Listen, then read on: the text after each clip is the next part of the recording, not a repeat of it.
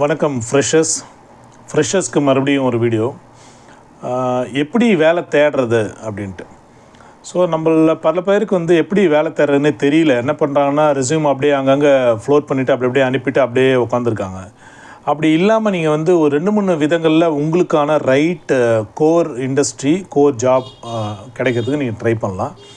First point, உங்களுக்கு உங்களோட சப்ஜெக்டில் நீங்கள் ஸ்ட்ராங்காக இருக்க ட்ரை பண்ணுங்கள். சப்ஜெக்ட்னால் நீங்கள் ரொம்ப இன்டெப்த்தாக ரொம்ப போட்டு கன்ஃபியூஸ் பண்ணிக்க வேண்டாம். அட்லீஸ்ட் பேசிக் பாயிண்ட்ஸ், பேசிக்காக உங்களோட சப்ஜெக்டில் என்னன்றது உங்களுக்கு நீங்கள் கொஞ்சம் ஸ்ட்ராங்காக இருக்க ட்ரை பண்ணுங்கள். நிறையா அதுக்கு உங்கள் பிளாட்ஃபார்ம்ஸ் இருக்குது, நிறையா ஆன்லைன் டியூட்டர்ஸ் இருக்குது, உங்களோட புக்ஸ் இருக்குது, நிறையா விஷயங்களை உங்களை நீங்கள் டெவலப் பண்ணிக்க முடியும். உங்கள் சீனியர்ஸ்கிட்ட கொஞ்சம் கேட்டுக்கலாம், உங்கள் ப்ரொஃபஸர்ஸோட ஹெல்ப் எடுத்துக்கலாம், லெக்சரர்ஸோட ஹெல்ப் எடுத்துக்கலாம்.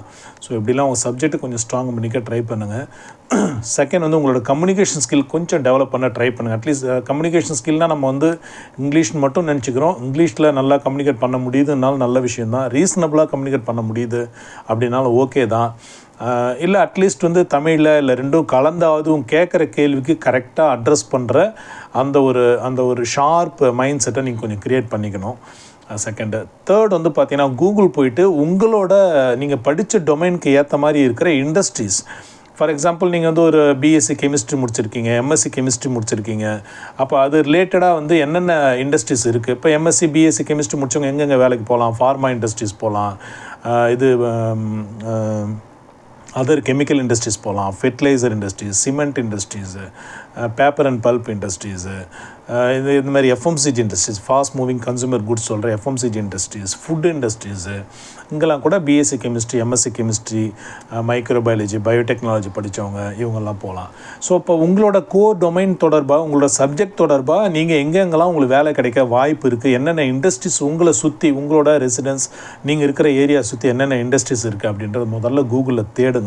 ஸோ அந்த லிஸ்ட்டை எடுங்க. அந்த இண்டஸ்ட்ரீஸ் எல்லாத்தோட வெப்சைட்டுக்கு போய் பாருங்கள். அவங்களோட கேரியர்ஸ் பேஜுக்கு போயிட்டு உங்களோட ரெஸ்யூம் அப்லோட் பண்ணுங்கள். If possible you can visit the factories in person also. நேராக கூட அந்த கம்பெனிக்கு போங்க. செக்யூரிட்டியில் உங்கள் கேட்டில் போயிட்டு உங்கள் ரெஸ்யூம்லாம் எடுத்துகிட்டு போங்க. வேக்கன்சி எதாவது இருக்கான்னு கேளுங்க. இல்லை அப்படின்னு சொன்னாங்கன்னா ஹெச்ஆரில் யாராவது பார்க்க முடியுமான்னு கேளுங்க. முடியாதுன்னு சொன்னாங்கன்னா ரெஸ்யூமை அங்கேயே சப்மிட் பண்ணிவிட்டு வாங்க. சில கம்பெனிஸ் கேட்டில் ரெஸ்யூம் வாங்க மாட்டாங்க. அப்படி வாங்கலைன்னா நீங்கள் அவங்க கேரியர்ஸ் பேஜில் அப்ளை பண்ணலாம். இல்லைனா இதில் அவங்களோட கொரியர்லேயோ இல்லை ஒரு போஸ்ட்லேயோ கூட ரெஸ்யூம் அனுப்பினா கண்டிப்பாக அது ஹெச்ஆர் டிபார்ட்மெண்ட் போயிடும். உங்கள் ரெஸ்யூம் நீங்கள் செக்யூரிட்டியில் கொடுத்துட்டு வரும்போதோ இல்லை கொரியரில் போஸ்ட்டில் அனுப்புறதுனாலவோ அது ஏதோ டஸ்ட்பினில் போட்டுருவாங்க அப்படின்லாம் நீங்கள் நினைக்க வேண்டாம். கண்டிப்பாக ஹெச்ஆர் டிபார்ட்மெண்ட் அப்படின்னு ஒன்று ஒவ்வொரு இண்டஸ்ட்ரியிலும் இருக்கிறதுக்கு காரணமே இந்த கரெக்டான பீப்புளை ரெக்ரூட் பண்ணுறது, கரெக்டான ஸ்கில் செட்டை ப்ரிசர்வ் பண்ணுறது, இதுக்காக தான். அப்போ அவங்க கண்டிப்பாக அவங்க ரெஸ்யூம் தூக்கிலாம் போட மாட்டாங்க. அவங்க ரெஸ்யூம் கண்டிப்பாக ஹெச்ஆர் டிபார்ட்மெண்ட்டோட ஃபைலில் போய் ஏறிடும். அவங்க ஃப்ரெஷர்ஸ்க்குன்னு ஒரு ஃபைல் வச்சுருப்பாங்க, எக்ஸ்பீரியன்ஸ்டுக்குன்னு ஃபைல் வச்சுருப்பாங்க. இல்லை மெயிலில் அனுப்புறீங்கன்னா கண்டிப்பாக அதை எடுத்து அந்த ஹெச்ஆர் டிபார்ட்மெண்ட்டில் இருக்கிற யாரோ ஒரு ரெக்ரூட்மெண்ட் பார்க்குற அதுக்கு இன்சார்ஜாக இருக்கிற ஒரு எக்ஸிக்யூட்டிவ் நீங்கள் மெயில் அனுப்பும்போது கூட அந்த ரெஸ்யூம் எடுத்து உங்களோட இன்பாக்ஸில் எல்லாம் ஒரு ஃபோல்டரில் போட்டு வைப்பாங்க.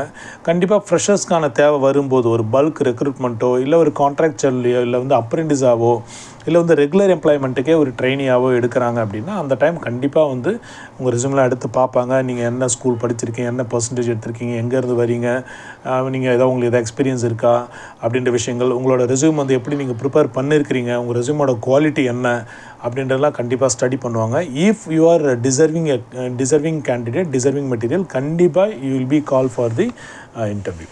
ஸோ அப்படி தான். அதனால் அந்தமாரி உங்கள் இண்டஸ்ட்ரீஸ் லிஸ்ட்டு எடுத்துகிட்டு அதை போய்ட்டு நீங்கள் தேடுங்க, அங்கெல்லாம் அப்ளை பண்ணுங்கள். அதுக்கப்புறம் பார்த்தா லிஸ்ட் ஆஃப் ஹெச்ஆர் கன்சல்டன்ஸ் எடுங்க. உங்களோட ஏரியாவில் இருக்கிற லிஸ்ட் ஆஃப் ஹெச்ஆர் கன்சல்டன்ஸ் எடுங்க. அந்த கன்சல்டன்ஸில் யார் ப்ரொஃபஷ்னலாக பண்ணுறாங்க, இது ரொம்ப முக்கியம். யார் ப்ரொஃபஷ்னலாக பண்ணுறாங்க அப்படின்னு பாருங்கள். நல்ல ரெப்யூட்டட் கம்பெனிஸ் யாராக டீல் பண்ணுறாங்கன்னு பாருங்கள். அவங்ககிட்டலாம் மட்டும் உங்கள் ரெஸ்யூம் நேரில் போய் கொடுங்க. இல்லைனா மெயில் அனுப்புங்க. இல்லை அவங்க நம்பர் கேட்டு வாட்ஸ்அப்பில் கூட அனுப்புங்க. முடிஞ்சால் நேரில் கூட போய் விசிட் பண்ணிவிட்டு எப்படி ஆப்பர்ச்சுனிட்டிஸ் எப்படி இருக்குன்னு சொல்லிட்டு டிஸ்கஸ் பண்ணிவிட்டு வாங்க. அதுக்கப்புறம் உங்களுக்கு தெரிஞ்ச சோர்ஸஸ், உங்கள் ஃப்ரெண்ட்ஸு, உங்கள் சீனியர்லாம் ஒர்க் பண்ணுற இண்டஸ்ட்ரீஸில் அவங்கக்கிட்ட ஃபோனில் காண்டாக்ட் பண்ணுங்கள். கம்பெனியில் நேரில் போய் பார்க்க முடியுமான்னு கேளுங்க. அவங்ககிட்டலாம் ஒரு ரெஸ்யூம் கொடுங்க. ஸோ இப்படியெல்லாம் நீங்கள் ரெஸ்யூம் மார்க்கெட்டில் ஃப்ளோட் பண்ணணும். அங்கங்கே ரெஸ்யூம் உங்கள் ரெஸ்யூம் அங்கங்கே போயிட்டு உட்காரணும். ஸோ அப்போ தான் உங்களுக்கு ஒரு ஃப்யூச்சரில் ஏதாவது ஒரு இன்டர்வியூ வரும். நீங்கள் வந்து சும்மா தெரிஞ்சவங்க கேட்டாங்க, இவங்க கேட்டாங்க, அப்படி இப்படி நீங்கள் அந்த சோர்ஸ்லேயே நீங்கள் பண்ணிக்கிட்டே இருக்கிறீங்க அப்படின்னா கரெக்டான ஸ்லாட் உங்களுக்கு கிடைக்குமான்றதை சொல்ல முடியாது. அதனால் உங்களுக்கான ஒரு ஹோம் ஒர்க்கு, ஒரு ஸ்மார்ட் ஒர்க் வந்து நீங்கள் பண்ணுங்கள். உங்களோட சப்ஜெக்ட் நாலேஜ் இம்ப்ரூவ் பண்ணிக்கோங்க, கம்யூனிகேஷன் ஸ்கில் இம்ப்ரூவ் பண்ணிக்கோங்க, வீடியோ ஆன் பண்ணிவிட்டு நீங்களே உங்களை செல்ஃப் இன்ட்ரடியூஸ் பண்ணிக்கோங்க. செல்ஃப் இன்ட்ரடக்ஷன், உங்களோட இது கேட்குறாங்கல்ல, tell me about yourself அப்படின்லாம் கேட்கும்போது உங்களை பற்றி நீங்கள் என்னென்ன சொல்லணும் அப்படின்னு எல்லாமே வந்து ஒரு எழுதி வச்சுக்கோங்க. கொஞ்சம் எல்லாம் மெமரைஸ் பண்ணி வச்சுக்கோங்க. சப்ஜெக்ட் நாலேஜ்லாம் கொஞ்சம் எடுத்து வச்சுக்கோங்க. சப்ஜெக்டில் கொஞ்சம் நல்லா ஸ்ட்ராங் பண்ணிக்க ட்ரை பண்ணுங்கள். கம்யூனிகேஷன் டெவலப் பண்ண ட்ரை பண்ணுங்கள். என்னென்ன பாசிபிள் கொஸ்டின்ஸ் என்னென்ன இருக்குது அப்படின்னு சொல்லிட்டு பாருங்கள். ஸோ அதெல்லாம் வந்து கொஞ்சம் என்னென்ன எப்படி பதில் சொல்லணும் அப்படின்னு பார்த்து வச்சுக்கோங்க. லிஸ்ட் ஆஃப் இண்டஸ்ட்ரீஸ் எடுங்க.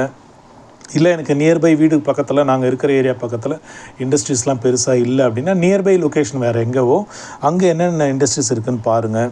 நியர்பை சிட்டி இருக்கா பாருங்கள். அங்கே ஏதாவது இண்டஸ்ட்ரீஸ் என்னென்ன இருக்குது உங்களுக்கு ரிலேட்டடான்னு பாருங்கள்.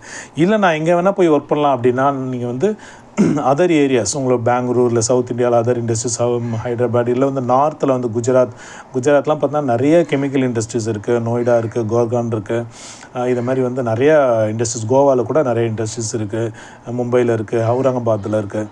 ஸோ இப்படி நிறைய இந்தியா ஃபுல்லாக இண்டஸ்ட்ரீஸ் வந்து எங்கெங்கே இருக்குதுன்னு சொல்லிட்டு பாருங்கள். உங்களுக்கு ரிலேட்டடான இண்டஸ்ட்ரீஸ் அங்கெல்லாம் ஃப்ரெஷர்ஸ் எடுக்கிறாங்களா பாருங்கள். அங்கெல்லாம் பார்த்துட்டு அவங்களாம் வந்து அவங்களோட கார்ப்பரேட் ஆஃபீஸ்க்கு அவங்களோட கேரியர்ஸ் பேஜில் போய்ட்டு அப்ளை பண்ணுங்கள். அந்த ஹெச்ஆர் டிபார்ட்மெண்ட் போய்டும். கண்டிப்பாக அந்த பிளான்ட்டுக்கு, அந்த யூனிட்டுக்கு, அந்த ஹெச்ஆர் டிபார்ட்மெண்ட்டுக்கு உங்கள் ரெஸ்யூம் கண்டிப்பாக போய்டும். ஸோ அதெல்லாம் வந்து உங்களுக்கு கண்டிப்பாக பின்னாடி கூப்பிடுவாங்க. இல்லைனா வந்து ஆன்லைன் ஜாப் போர்ட்டல்ஸ் இருக்குது, அதில் போய்ட்டு அப்லோட் பண்ணுங்கள். இப்படி உங்களோட ஜாப் கிடைக்குதான எல்லா பாசிபிலிட்டியும், எல்லா அவென்யூஸையும் வந்து நீங்கள் ஓப்பன் பண்ணி வைங்க. ஃப்ரெஷ்ஷாக இருக்கிறீங்க, திடீர்னு ஒரு மும்பையில் ஒரு ஆப்பர்ச்சுனிட்டி கிடைக்குது, நல்ல சேலரி சொல்கிறாங்க, ரீசனபிள் சேலரி இருக்குது, அக்காமடேஷன்லாம் இருக்குது. இல்லை அக்காமடேஷன்லாம் இல்லை, நீங்களே எதாவது பார்த்துக்கணும், ஒரு நல்ல சேலரி கொடுக்குறாங்க, அப்படி நல்ல கம்பெனியாக தெரியுது, வெப்சைட்லாம் பார்க்குறீங்க, நல்லா இருக்குது அப்படின்னா நீங்கள் ட்ரை பண்ணுங்கள் போய்ட்டு. ஒன்றும் தப்பு இல்லை அது. ஏன்னா இப்போ வந்து பார்த்தோன்னா world has become a village. இப்போ நம்ம வந்து நிறையா ஆன்லைன் பிளாட்ஃபார்ம்லாம் நிறையா பார்க்குறோம். ஃபுல்லாக எல்லாமே வந்து இன்டர்நெட்டில் தான் ஒர்க் பண்ணிகிட்ருக்கோம். அப்படின்போது எப்போ வேணால் யார்கிட்ட வேணால் வீட்டில் நம்ம எதாவது பேசணும், உடனே வீடியோ காலில் பேசுகிறோம், உடனே சேட் பண்ணுறோம், பேசுகிறோம். அவங்க நம்ம கூடவே இருக்கிற மாதிரி ஒரு ஃபீல் இருக்குது. என்ன ஒன்று நம்ம தெரியாத ஒரு ஊரில் போய் உட்காந்துருக்குறோம் அப்படின்னு ஒரு விஷயம் இருக்குது தான். அங்கே போகும்போது கண்டிப்பாக நீங்கள் போகிறதுக்கு முன்னாடி அங்கே நம்ம ஊரில் நமக்கு தெரிஞ்சவங்களோ யாரோ ஒருத்தவங்க அவங்க மும்பையில் இருக்கிறாங்க, அங்கே ஒர்க் பண்ணுறாங்க அப்படின்னு நம்ம யாரோ ஒருத்தவங்க கண்டிப்பாக ஒரு கனெக்டிவிட்டி கிடைக்கும். அங்கே போயும் உங்களுக்கு சில கனெக்டிவிட்டிஸ் கிடைக்கும். அதெல்லாம் வந்து உங்களோட லைஃப்பை வந்து நீங்கள் வந்து செரிஷ் பண்ணிக்கிறதுக்கான விஷயங்கள் இது எல்லாமே வந்து ரொம்ப வேல்யூபிள் உங்களுக்கு லெசன்ஸ் இது எல்லாமே. அதனால் நீங்கள் வந்து போகிறது, ட்ராவல் சப்போஸ் அங்கே போய்ட்டு ஒரு 6 monthஸோ இல்லை 6 months ஒர்க் பண்ணுறீங்கன்னா கூட உங்கள் ரெஸ்யூமில் நீங்கள் வந்து மும்பையில் 6 months ஒர்க் பண்ணியிருக்கீங்கன்னு நீங்கள் போடும்போதே நாங்கள் புரிஞ்சுப்போம். நீங்கள் வந்து ஓரளவுக்கு வந்து சிச்சுவேஷனை வந்து விஸ்டாண்ட் பண்ணுவீங்க, ஓரளவுக்கு டஃப்பான ப்ரெஷர் கூட விஸ்டாண்ட் பண்ணுவீங்க. ஏன்னா மொழி தெரியாத அந்த ஊர்லேயே போய்ட்டு 6 மாதம் நீங்கள் போய் 1 வருஷமாக ஒர்க் பண்ணிட்டு வந்திருக்கிறீங்கல்ல. அப்போ இந்த கல்ச்சுரல் லேர்னிங் இதெல்லாம் வந்து ஒரு பெரிய விஷயங்கள். இதெல்லாம் வந்து ஒரு விலை மதிப்பே இல்லாத நமக்கு கிடைக்கக்கூடிய ஒரு அறிவு பொக்கிஷம். இந்த மாதிரி விஷயங்கள்லாம், இதை மாதிரிலாம் ஆப்பர்ச்சுனிட்டிஸ் கிடைக்கும்போது வந்து நீங்கள் வந்து உங்களுக்கு ஃபேமிலி சுச்சுவேஷன்லாம் கரெக்டாக இருக்குது, ஓரளவுக்கு நீங்கள் போய்ட்டு ஒர்க் பண்ணலாம். ஒரு 6 months 1 year 2 years நீங்கள் வந்து உங்கள் ஃபேமிலியில் உங்களை ரொம்ப டிபெண்ட் பண்ணலை அப்படின்னா நீங்கள் வந்து கண்டிப்பாக போய்ட்டு இதுமாதிரி ஒரு ஆப்பர்ச்சுனிட்டி வந்து நீங்கள் எடுத்துக்கோங்க. அது வந்து எந்த வகையிலையும் தப்பு இல்லை. அதனால் நீங்கள் வந்து கண்டிப்பாக வந்து உங்கள் ப்ரொஃபைல் டீக்ரேட் ஆகவே ஆகாது. உங்களோட ப்ரொஃபைல் கண்டிப்பாக ஒரு நல்ல ஒரு வெயிட்டேஜ் தான் கிடைக்கும். நீங்கள் வந்து ஒரு அவுரங்காபாத்தில் ஒரு கெமிக்கல் இண்டஸ்ட்ரியில் போய்ட்டு ஒரு குவாலிட்டி கண்ட்ரோல் கெமிஸ்ட்டாக எம்எஸ்சி கெமிஸ்ட்ரி முடிச்சுட்டு அங்கே போய்ட்டு ஒரு 1 year ஒர்க் பண்ணியிருக்கீங்கன்னு நீங்கள் ரெஸ்யூமில் காட்டும்போது உடனே இங்கே இருக்கிற கம்பெனிஸ் வந்து நீங்கள் திரும்பி பாண்டிச்சேரிக்கோ சென்னைக்கோ இல்லை சவுத் இந்தியாவுக்கு ஏதோ ஒரு இடத்துக்கு வரணும்னு நினைக்கிறீங்க அப்படின்னா அந்த ரெஸ்யூம் பார்த்துட்டு கண்டிப்பாக உங்களை இன்டர்வியூக்கு கூப்பிடுவாங்க. அது வந்து 100% ஷுர். அவங்க வேக்கன்சி இருந்துச்சுன்னா கண்டிப்பாக அவங்கள கூப்பிடுவாங்க. ஏன்னா உங்கள் நேட்டிவ்னு இதுதான் காமிச்சிருப்பீங்க. You are coming back to you want to come back to your home town which is your comfort zone அப்படின்னு நீங்கள் ரெஸ்யூமில் காமிக்கும் போது அங்கே வந்து நீங்கள் ஒரு 25,000 30,000 வாங்குறீங்கன்னா கூட இங்கே வந்து ஒரு 20,000 கிடைக்குது, ஒரு 18,000 இல்லை 15,000 கிடைக்குதுன்னா கூட நீங்கள் வந்து உங்களுக்கு எல்லாம் இல்லை நீங்கள் இப்போ வந்துடலாம், அங்கே உங்களுக்கு ரொம்ப சரியாக வரல அப்படின்னு உங்களுக்கு தோணுச்சுன்னா நீங்கள் கண்டிப்பாக வரலாம். சப்போஸ் வந்து நீங்கள் 2 years 3 years அங்கே இருந்துட்டிங்கன்னா நீங்கள் கண்டிப்பாக வரமாட்டீங்க. ஏன்னா வந்து 2-3 வருஷங்கள் வந்து ஒருத்தர் வந்து ஒரு இடத்துல ஒர்க் பண்ணுறாங்கன்னா அந்த இடம் அவங்களுக்கு வந்து கம்ஃபர்டபுளாக எல்லா வகையிலையும் செட் ஆகிடும். அங்கே இருக்கிற ஃபுட்டு, வாட்டர், அங்கே இருக்கிற பீப்புள், ஃப்ரெண்ட்ஸு, இண்டஸ்ட்ரி, ஜாபு எல்லாமே ஸ்டே பண்ணியிருக்க இடம் எல்லாமே உங்களுக்கு செட் ஆகிடும். அதனால் வந்து ஒரு ஒரு பெரிய மெட்ரோபாலிட்டன் சிட்டி அது மாதிரி இடத்துல ஒரு இண்டஸ்ட்ரியல் எஸ்டேட்டில் நீங்கள் வந்து 2 இயர்ஸ் 3 இயர்ஸ் ஸ்பெண்ட் பண்ணிட்டீங்கன்னா எனக்கு தெரிஞ்சு நீங்கள் கண்டிப்பாக ஏதாவது ஒரு சுச்சுவேஷன் இருக்கும்போது மேபி நீங்கள் ஃபேமிலி கூட வரணும்னு நினைப்பீங்க. எல்லாம் வந்து நம்ம வந்து அங்கேயே செட்டில் ஆகும், அங்கேயே இன்னும் நிறைய ஆப்பர்ச்சுனிட்டிஸ் இருக்குது அப்படின்னு கூட இப்போ ஃபாரினில் போய்ட்டுலாம் ஒர்க் பண்ணுறாங்கல்ல.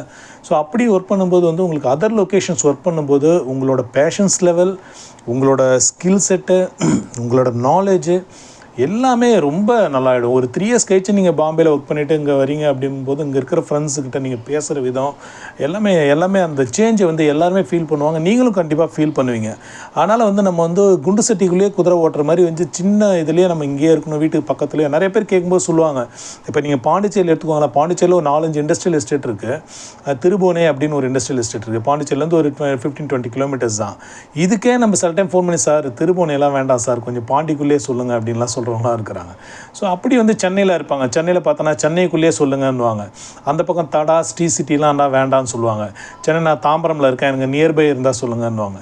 ஸோ இப்படிலாம் இல்லாமல் கொஞ்சம் வந்து நம்ம ட்ராவலிங் வந்து நமக்கு கொடுக்குற ஒரு எக்ஸ்பீரியன்ஸ் மாதிரி எந்த ஒரு விஷயமே இருக்காது, எந்த ஒரு விஷயமும் கொடுக்காது. அப்படி ஒரு லெசன், அப்படி ஒரு எக்ஸ்பீரியன்ஸ்.